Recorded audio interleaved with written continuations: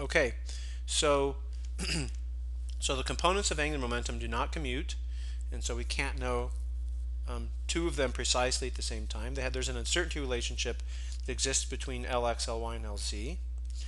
But as it turns out, L, the total angular momentum, and Lz, or any other one, do commute. Okay, so L and Lz do commute, so their commutator is equal to 0, and so we can know both L and Lz precisely at the same time. And so here's kind of a pictorial representation of that. Again, this is once more from your book, Harris. Okay, I think Harris's description of the central force potential and the angular functions and everything is very, very nice, so you should read the book. And so what we see is that the total, so this sphere has say the radius of the sphere represents the length of the total angular momentum, and so L is equal to 2. Okay, in this case L is equal to 2, and so the magnitude of the total angular momentum is equal to square root of 6 times h bar. Okay, so the radius of this sphere is square root of 6 h bar. Okay, and then the these lines here, these circumferential lines, which are described here, represent the allowed values of the z component of the angular momentum. Okay, L sub z, and so they can again go from minus 2 h bar to plus 2 h bar, since L is equal to 2 in this case.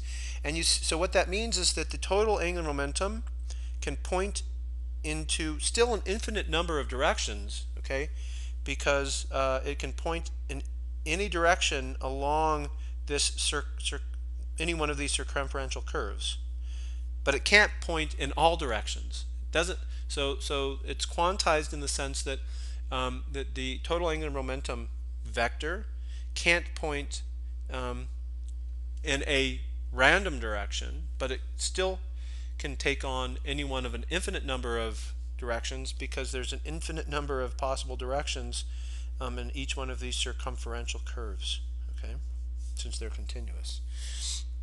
All right, so and so the projection of the total angular momentum can only take on these discrete values.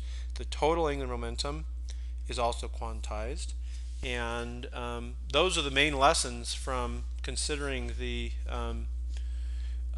angular portion of the Schrodinger equation for this central force potential.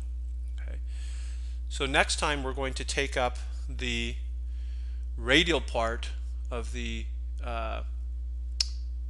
Schrodinger equation that we separated out, and that will then lead us directly into the wave function solutions. Then we'll basically apply the Coulomb potential, so that'll lead us directly into the solutions for the hydrogen atom, and we'll see that it adds on, it enriches the Bohr model for the hydrogen atom.